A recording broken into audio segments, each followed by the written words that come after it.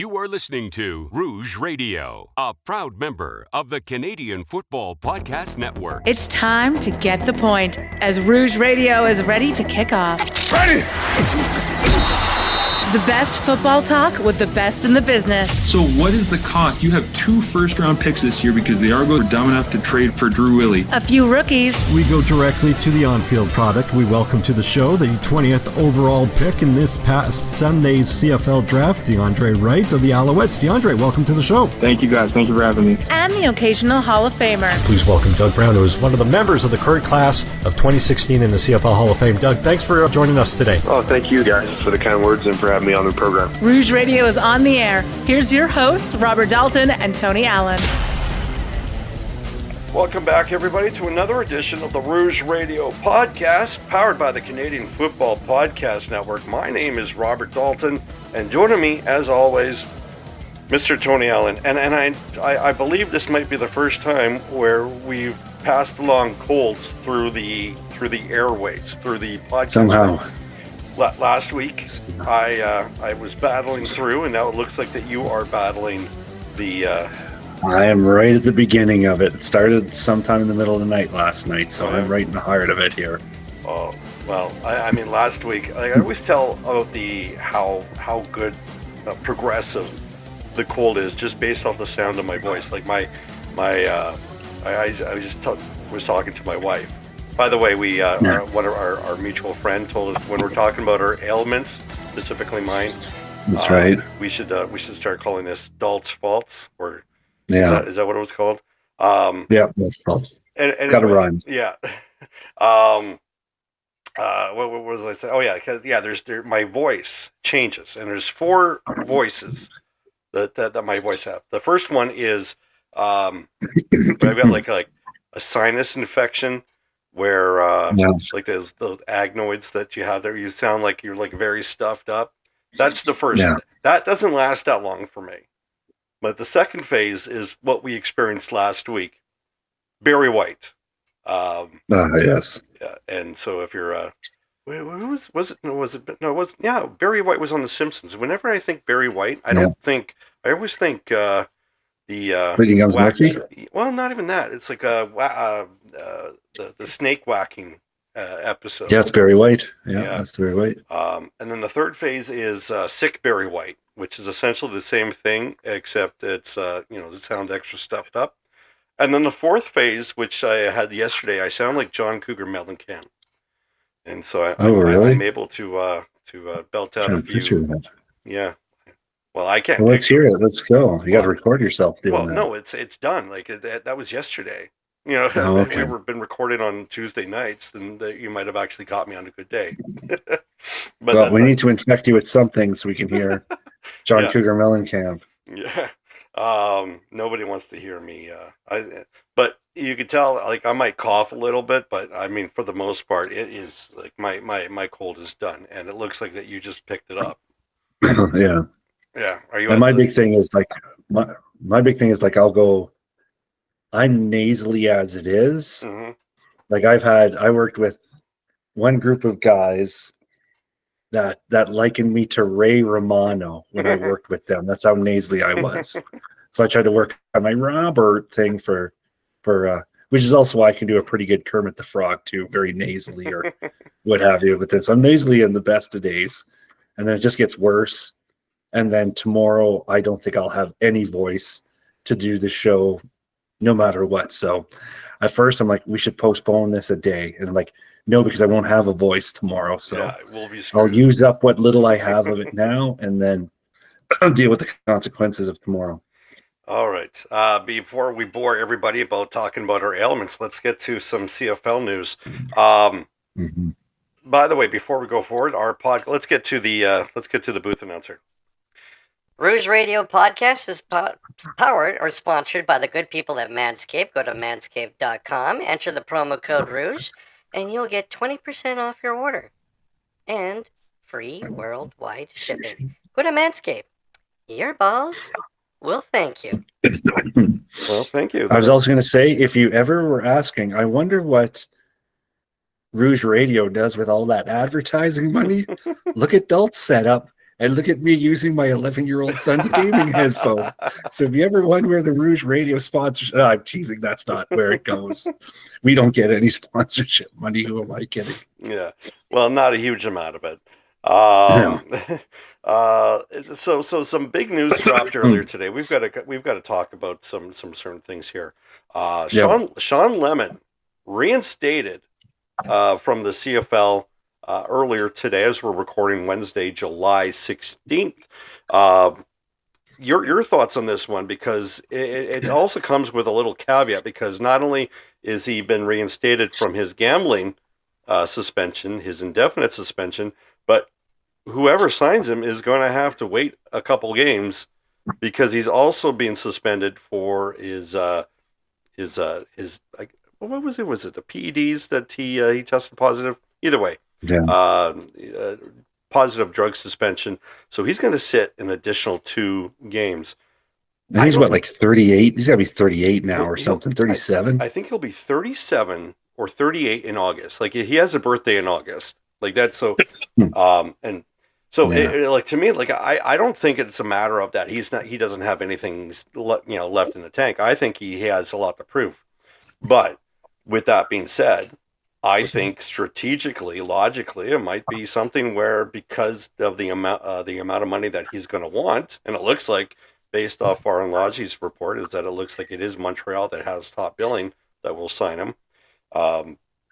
That, at the very least, it looks like Lodge says that he's going to sign like right away. But logically, I'm thinking he might wait until September. The amount of money that he's going to want, based off the salary cap and the per game paycheck, they might actually just want to let that stall away for a little bit, knowing even if he's got to get a sit for 2 games and that doesn't count against the cap, you are going to get someone who is training properly, ripe for the playoff push. So I mean, logically, it doesn't make sense to sign him until somewhere in September, right after Labor Day. But your thoughts on that one, because social media was all a roar about the pros and cons of his suspension. But your thoughts on Shawn Lemon coming back? We've covered his suspension, and I suppose we could go back and repost my thoughts on that one, because mostly I was just of the belief that he gambled on sports. And to me, there's so much worse he could have done. And then now you're getting into debate of the integrity of the game and gambling, blah, blah, blah. I think, and my big comment from the last time we covered this, his crime is stupidity. That's it. He's not. Yeah, he's not a bad individual. He's not a bad person. He's not a threat to our children. He's not, like, there are so many more players who have faced a bevy of criminal charges that we don't even blink twice about letting into the game under the guise of, but you'd love to have him on your team, but nobody would love to have Shawn Lemon on him because he gambles. Like, I don't know. I don't want to open up that can of worms.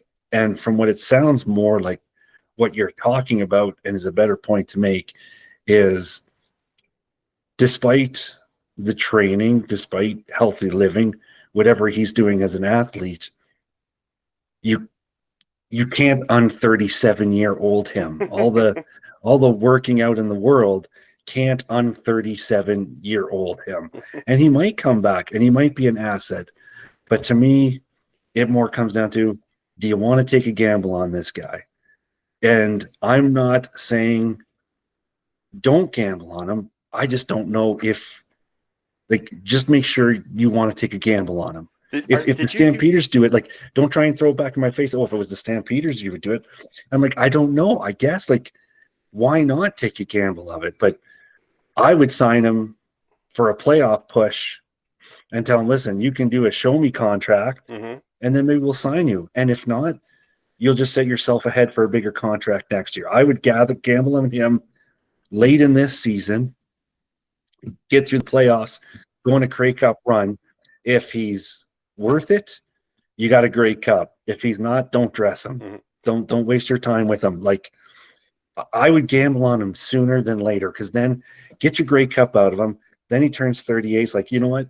You got your Grey Cup. You proved yourself. Go get your bank with somebody else. Did you use the term on purpose with Shawn Lemon?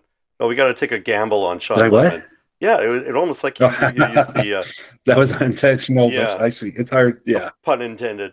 Like, I know that we've talked about this when it happened last year, but I think it needs it bears repeating. And I know that when it came out, I was on the fence of, okay, are we really blowing this out of proportion? But I mean, if it was a simple, here's the issue. If it was a simple $5 bet on him to win, nobody's batting an eye. Yeah. Do we know that for sure? Nah, maybe, possibly, or whatnot. But where's the line? Like, where's the line? Like, for I think, who was it? Jamie Nye, on his program. I'm paraphrasing, but he laid it out perfectly. Said, where's that line? Because if he lays out $10 on a parlay where the Stamps win, and he's got 2.5, a 2.5, like a prop bet of a sack per game, during that game. But what if someone else bets that the opposing running back needs to be held under 100 yards? They bet money on that one. Well, Shawn Lemon doesn't care, because he gets to the quarterback disregarding the running back, so he runs out this way to get to the quarterback to get his third sack of the game. So, I mean, you could just say, well, he only bet on his team to win. Okay, it doesn't make him, a villain. But where's that line? Are we now going to have like a gambling chaperone now, where we'll be like, hey, let's see that ticket. What are you betting on? Right? I mean, that's just too far, to be honest with you. So right now, it's just kind of like, don't gamble on the league or on the team that you play in. It's just that simple. And I think just with that situation, you just need to, we're not equating gambling on this sport to, I don't know, murder. Like, I swear to God that some people have that equation, that equation that, you're blowing this out of proportion. It's like, no, not necessarily, because you're having an effect on the game. Might not be a direct effect. It might be indirectly, you're having an effect on other gambling participation, and that's a fact. You can't argue this way around it, because it wasn't as bad as murder. Well, the thing is, like, our podcast, like, you've legalized the crap out of sports gambling. You force it down our throats. I know it's different when it involves a player in the game, but it's clearly not unethical, because we don't mind making billions off of it and funding schools and programs off of gambling money. We don't have a problem.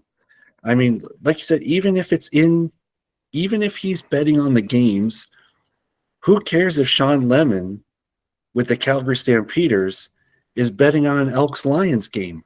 Yeah. Like, what the only scenario where Shawn Lemon gets in trouble is if he bets against the Calgary Stampeders. That's the only scenario where you have to question the ethics. But if he bets the Stampeders to cover the spread, if he bets the Stampeders to do anything, he's betting on himself. He's the only one that can lose is him. Yeah. Because he's bet on his team to win. He's not going to go out. He has no reason to throw or influence a game if he's betting on himself. Like you said, now we narrow it down to rushing yards. Like, are we going to watch him step aside and let a running back go? But again, then he's betting on himself, and now it's illegal. He's not betting. If he's betting on the Stampeders to be successful, how does it become an unethical question? Because if he throws a game, he loses. Like, the area where the ethics of gambling on sports, becomes so smaller and smaller and smaller as you start breaking it down. And yes, I wish he wouldn't do it. I wouldn't do it. If my kids played sports, I would tell them, just whatever you do, don't bet on this sport. But you really have to shrink it down to find exactly how much money was wagered, in what area, and if it was repeatedly being bet on in that area. And then on top of it, proved that his play could affect that particular parlay, that particular prop bet. Like, I don't know. Yeah. And I'm not like, maybe people are getting mad at me because I'm trying to downplay the severity of gambling. And I don't know, maybe I am, but it does seem to be like a double-edged sword, right? Like yeah. like the CFL is just getting into it, but sports in general has been making a lot of money off of gambling. They spend a lot of money in advertisement for gambling. So I mean, it's kind of like it's inevitable that your employees, by virtue of the players in your league, are going to throw a couple of dollars here and there in games that they play in. It's just inevitable. But he could go out. Shawn Lemon could go out. Sorry to cut you off. Shawn Lemon could go out, get drunk tonight, get high school drunk tonight, punch a cabbie in the face, and then pick a fight with high school people. And he would have an easier road back into pro sports, not just the Canadian Football League. And not only would we bring him back because he's a great player, maybe that we would start questioning, maybe the cabbies asked for it. Well, we know high school kids, like, we would view that as less detrimental to the sport than betting on it. Yeah. I don't know. We've let so much worse into the game, and all games, hockey, baseball, football, basketball. We've let so many worse people into sports than Shawn Lemon. That's why we ended up talking about it, which I kind of didn't want to do. I wanted to make it about the pros and cons of bringing Shawn Lemon back in, but it shouldn't be what we made it out to be. It shouldn't be the focal point anymore. No, and I'm kind of more upset that Shawn Lemon, the rumors of him rejoining the Montreal Alouettes, as opposed to him joining possibly the Hamilton Tiger Cats, so he can do the Kevin Glenn carousel of the CFL teams. And anybody's just pointing out right now, Kevin Glenn is more known for being contracted to all 9 CFL teams. Shawn Lemon is 1 team away from doing that. Really? The Hamilton Tiger Cats. Oh, dang. Yeah. So I wish you want to bet he signed with the Tiger Cats. Oh. Shawn Lemon. All right. How much you want to bet? Let's move on to the next topic. All right. I got a question. Let's do a little survey. Yeah. Show of hands. How much did you know of the CFL's rules of their weather delay? I know nothing about it. Exactly. Now, apparently, what happened is the CFL has a rule that if they're obviously, I think everybody knows that they're going to postpone or cancel the game if it's not played, if kickoff doesn't happen 3 hours after the original kickoff. Okay, seems like a legitimate but what we case. Didn't know is if you're not able to have kickoff, apparently the rule is the next time these players or these teams play, before that scheduled game, they'd have a overtime format where mini games where they start off at the 55-yard line. They'd have 2 of them, just like the overtime format.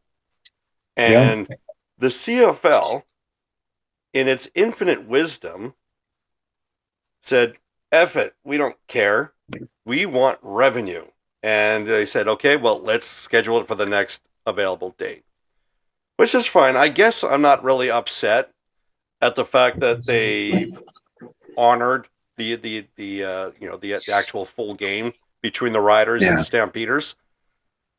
I wanted to see mini games to decide Really? a whole game. I did. There was a part of me that really wanted to see this overtime format to a larger scale because it meant 2 points in the standings, and B, it was from the 55-yard line, so it's not exactly field goal position. Mm-hmm. So I wanted to see that, and the CFL said, "Nah, who cares about rules?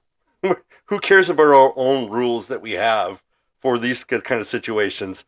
And they made the right call. And well, I mean, if you're a Rider fan, you're probably thinking, "Shit, why we could have we should have went with the mini games." Mm-hmm. um, I don't know where to go from there, but your thoughts, like, because Well, you're I wasn't sure. Like I stayed up and tried to wait for the game, but I was doing other stuff. I didn't really have the volume on mm-hmm, because I was just waiting to see if it would start. So I wasn't paying attention. And I did see a lot of things, and I was very confused about.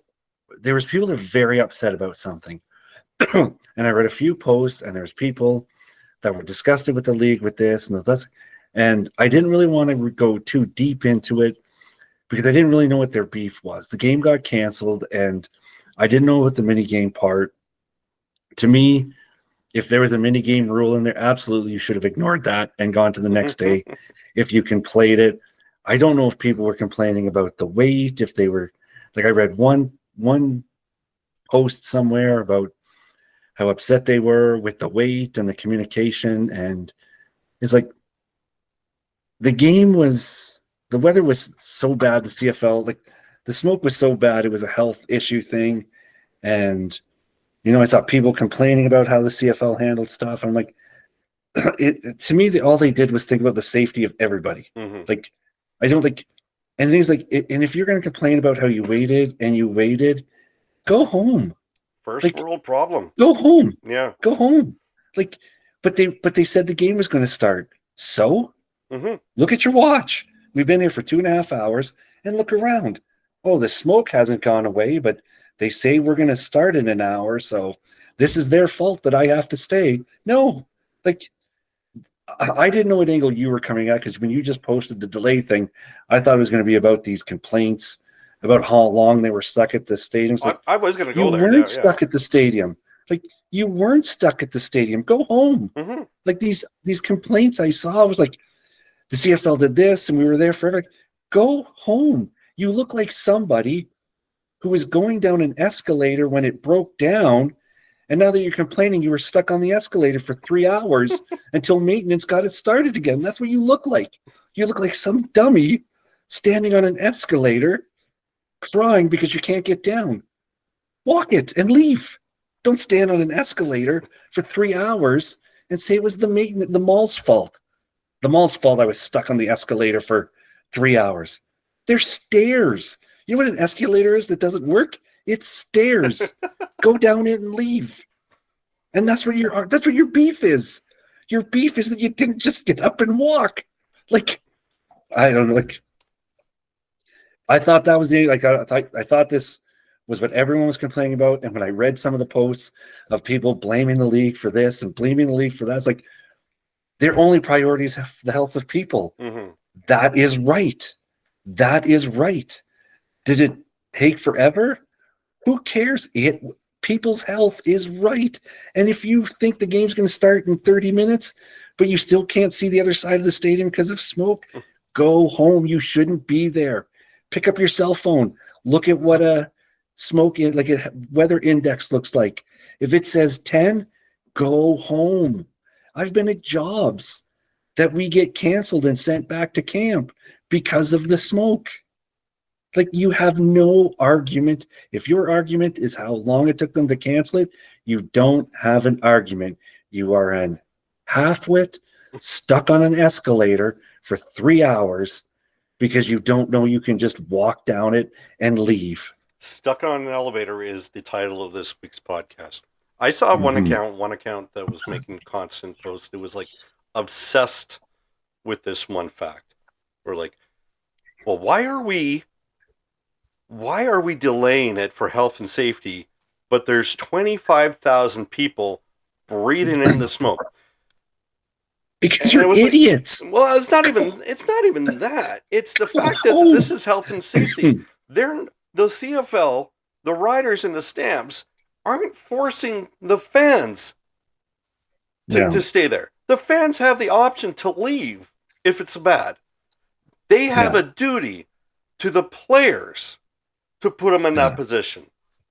If the players said, F it, no, we want to go, which is probably the case, the league has a duty to step in with it and then say, no, we can't do this. We can't force you to run around at full throttle in this kind of environment. We can't let that happen.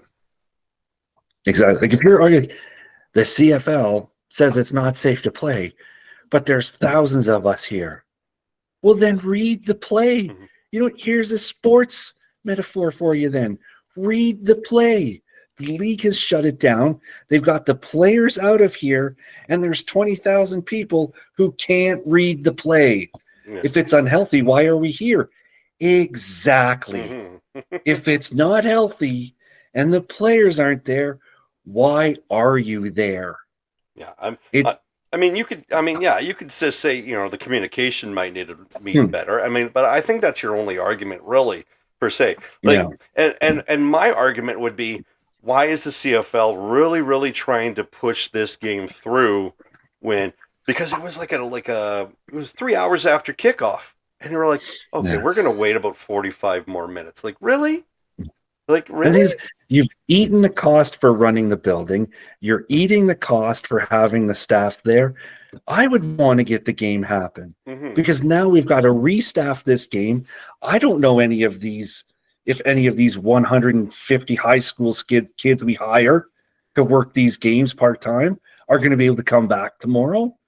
I don't want to pay another day to power this place. Mm-hmm. Like, yes, it's money. Yes, I need this game to happen today no matter what, because I've paid for it. I'm not shutting it down and then paying for it all again tomorrow too.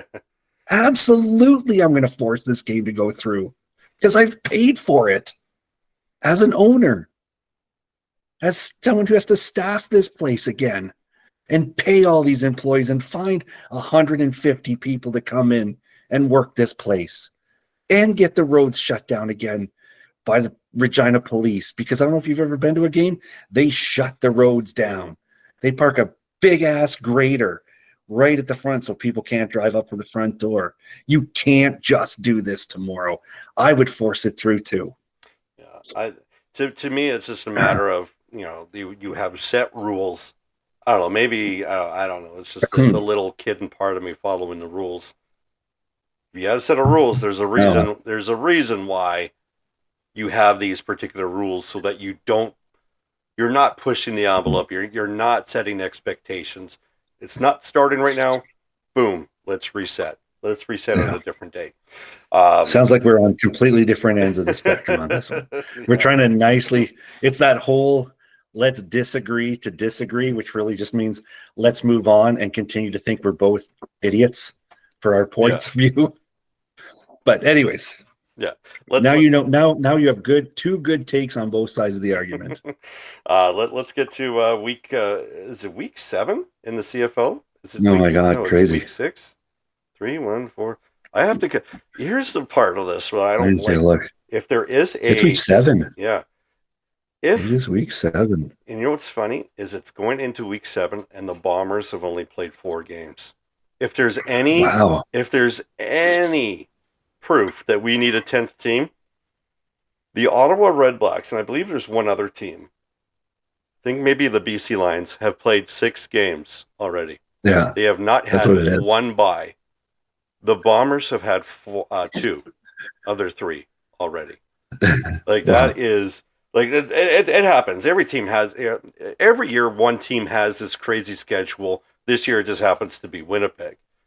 But it just almost seems kind of like silly that another team, 2 teams, have not even had a bye yet, but you have one team having 2.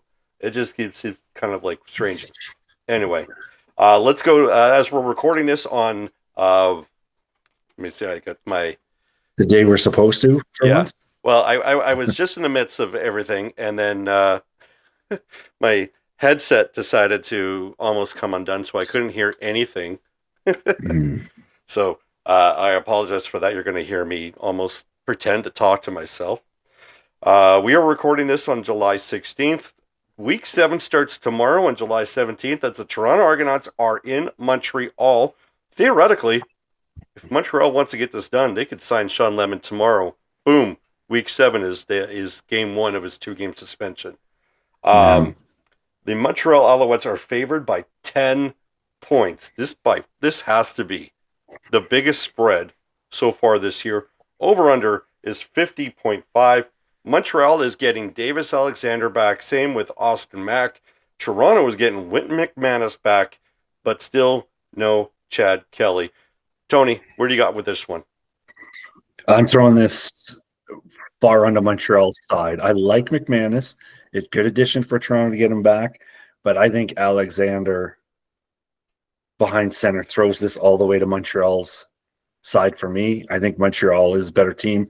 Toronto has not looked like those lucky losers that we see every year. I'm not even going to say lovable losers because we don't love the Argonauts. We just accept that they find a way to win a lot of the time. And I don't even see those kinds of plucky losers anymore. I see this a hard swing to Montreal 38-14. Yeah, I'm not going to go. Yeah. I'm not going to go that to exact. I see Montreal covering the spread in this one.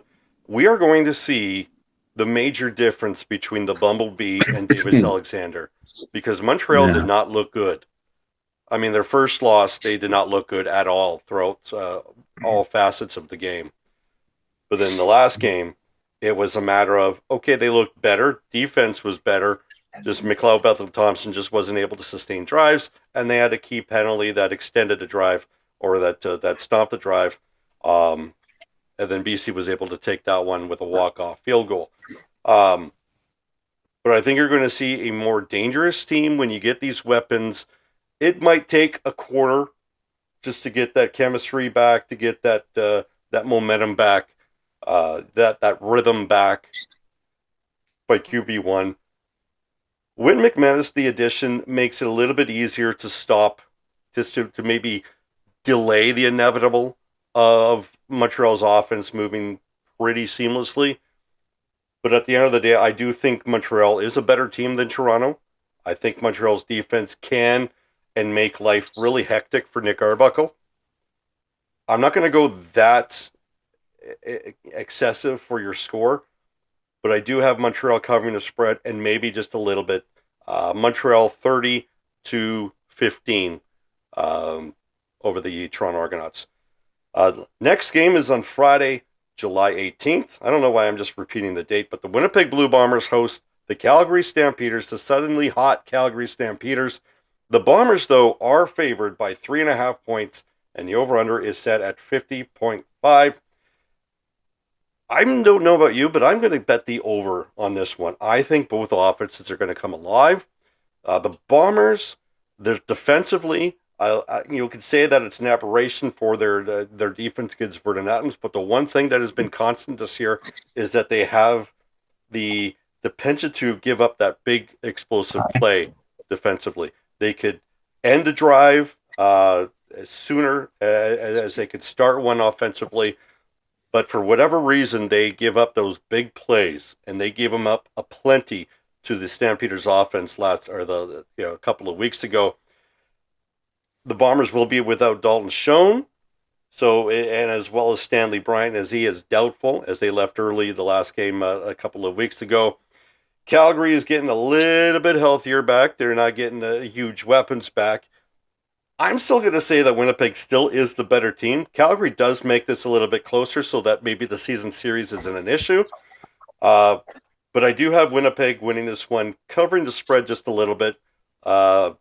Take the over. Winnipeg wins this one 30-25 over the Calgary Stampeders. Tony. Yeah, I'm going the other way again. I guess this is the Homer Bowl now. But, I mean, these Calgary Stampeders, they look very legit now. Like, they throw that loss to Ottawa looks more of the anomaly than some of the Stampeders wins this season Mhm. because, again, it's only they played Winnipeg. I'm not saying this because you're a Bombers fan. I'm trying to rub it in your face, but the Stampeders made Zach Collaros look very pedestrian Mhm. in that win. And a very powerful Saskatchewan Roughriders team, they made them look very pedestrian as well. And this team is good. Our big conversation about 3 weeks ago, was Vernon Adams. Is he going to catch hot? What happens when he gets hot? And even I was saying, just because he gets hot doesn't mean the running game stays up here, doesn't mean this still stays up here, but it has all stayed up here. Mhm. Vernon Adams is throwing touchdowns. The rookies, a rookie center has been forced to come in, like their draft pick this year has been forced to come in with injuries and has looked good enough to do the job. And Alford, the ball is finding him now. Could you imagine if this is the awakening for him now? And I mean, on defense, this is where a lot of my concerns was. But Derek Moncrief has come in charge of that defense, like is as good as they are. First in the league, defensive team. Like this defense is suffocating, and Vernon Adams is starting to move into that direction where they're taking what the defense gives them. And I mean, right now, why are you going to bet against that Calgary Stampeders defense? I respect the Winnipeg Blue Bombers. This isn't about this. This is about what Calgary is building this season. And it's almost like my biggest fear this morning was like, oh my God, do I owe Dave Dickinson an apology? Because it looks like the trend is going in the right direction. I'm taking Calgary partially because I'm very happy with what I'm seeing with them, but partially I think they are the 4-1 team. I think that is the validity to their 4-1 has been proven, especially in those numbers that I just told you that I stole from TSN. I'm taking the Calgary Stampeders 31-21 over Winnipeg. You just kind of cut out there for a little bit, so I do apologize to our listeners or viewers. So you are back and alive and well. First off, before we go forward, a couple things that we mention. You're talking about the Calgary Stampeders. In fact, there's one thing that I completely forgot, so I'm going to just kind of vamp to try to remember everything. The Winnipeg Blue Bombers are going on 8 straight sellouts. This is phenomenal. And the Saskatchewan Roughriders. Oh yeah, I forgot. I remember my second thing that I want to talk about. The Saskatchewan Roughriders had 26,000 show up to what is essentially the longest warm up ever. So if anybody really wants to put down the CFL, look at those two facts. The CFL is alive and well, at the very least in those two communities. So a big F you to people who want to put down attendance in the CFL. The second thing I want to talk about, because you were talking about how how the Stampeders defense made Trevor Harris very pedestrian, and you're right. This thing is what I want to say is because when they say stats are for losers, Trevor Harris threw over 400 yards, and I think he had 1 touchdown. Yeah, he only put up 10 points in 4 quarters. Like, and their running game was very was it that game? Yeah, the running game. I think at one point AJ Ouellette had like 9 yards is what he got in the whole night. Yeah, 1 yard. The whole day. By halftime, he had like 2 yards on 4 carries. Like, that is unreal. He finished the game with 9 yards. Yeah, that's what he finished the whole game. He didn't even break double digits. Yeah, in yards, like Ouellette. Yeah, this is the guy who just kind of like ran 90 plus yards the last 2 games. So we just kind of thought, okay, there's the guy that we signed as a free agent last year. Yeah, maybe he's not worthy. That's my Thor reference for anybody. The next game before we lose that, let's go to the booth announcer to talk about our partners. Rouge Radio is partnered with the good people at Sports Interaction. Go to SIA.com/Rouge. Your first deposit will be matched up to 100%. And again, please play and gamble responsibly. Gentlemen? Thank you. Still don't have a name for that booth announcer. Third game. Speaking of Saskatchewan is in BC. A lot of sigh of relief. Roland Milligan, Tavon Campbell, those two were limited in practice. They were actually full participants today. Trevor Harris is full participant, but there was some questions in regarding to potential concussion. BC has looked pretty decent, albeit against a team like Edmonton and a team that had the Bumblebee under center, but they looked pretty well, and they're at home. BC is a little different of an animal at home. Obviously, in Edmonton last week, they were obviously a different animal, but again, sometimes it's a competition. Saskatchewan is favored. No, BC is favored by 2.5 points. The over/under is set at 52.5. I would have to say that there was a lot of people looking at themselves in the mirror right now in Saskatchewan. They not only suffered their first defeat, but it did not look pretty at all. Sometimes in that general case, as you come back the next week and you come back guns a-blazing, I just think that right now the calculations or the chemistry that BC has all of a sudden found with their running game, if they keep to it, with the soft defense that Saskatchewan runs, this has the potential to be a very, very high-scoring game in the favor of the BC Lions. I don't think BC is going to rout the Saskatchewan Roughriders, but I do think that they will win by at least a touchdown. I have BC winning this one 25-18 over the Saskatchewan Roughriders. Tony. Yeah, you kind of influenced what I was writing down here, and I actually scratched it out and decided I'd alter some stuff, and I'm just going to throw the last two scores out because I can feel my voice starting to go, and I'm almost out of water here. So just quickly, I'm going to go for the close game. This one was hard for me to pick. Like, I could see this one going both ways, and I've had arguments in my head about which way I want to swing on this one. But I think you kind of helped me too. I had two different outcomes, and I think what you said made a lot of sense. I'm going to take the 28-25 BC win. And on the other flip side of this game is that if the Riders decide that, hey, let's get AJ Ouellette involved early and often, this very well could be over by the end of the first quarter for the side of Saskatchewan. I don't know that. I think that loss against Calgary just kind of like maybe leveled things off in Riderville, so to speak. So I think as much as AJ Ouellette's going to get involved, I think BC does come out on top. Last game of the week, the Hamilton Tiger Cats are in Ottawa to play the Red Blacks. The Tiger Cats all of a sudden are on a heater, but they're only favored by 1.5, and the over-under is set at 54.5. Quickly, Tony, where do you get this one going? Yeah, with the Tiger Cats, finally being over 500 for the first time in 3,177 games or whatever it was. Yeah. Which, again, took me forever to explain to my 8-year-old what that meant.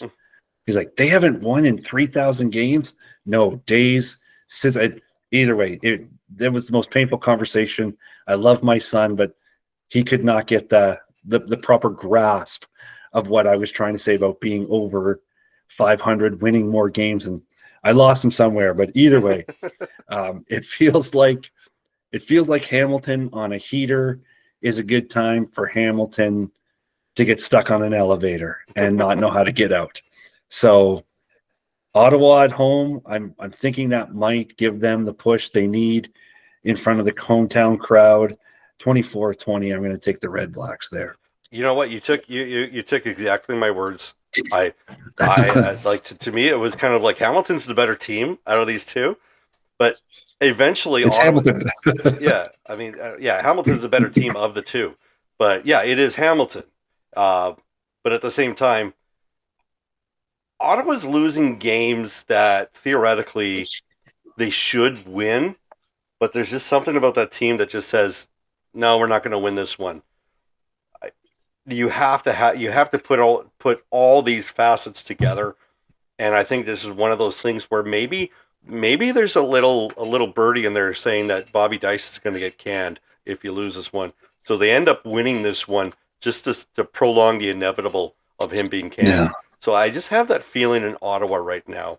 A lot of Red Black fans on Twitter were like, yeah, Ottawa might need to house clean sooner rather than later, and we're not even just limited to the head coach. We might be throwing Sean Burke, the GM, under the bus, so to speak, too, as well. But in this case, I do have Ottawa winning this one. Similar score, 24-19 over the Hamilton Tiger Cats. And that will do it for this week's episode. Tony, you get better, but before we go, any final thoughts? None. Let's just get to some football. Let's take some Benylin is essentially your final thought. All right, you can find us on YouTube as well as Facebook, and of course any kind of podcast application that you would find us. We are available as TuneIn, Spotify, as well as Apple Podcasts. For Tony, I'm Dalton. Thanks for listening. We'll see you next week. Thanks for listening. Find more great shows like this at CF Pod Network on Twitter.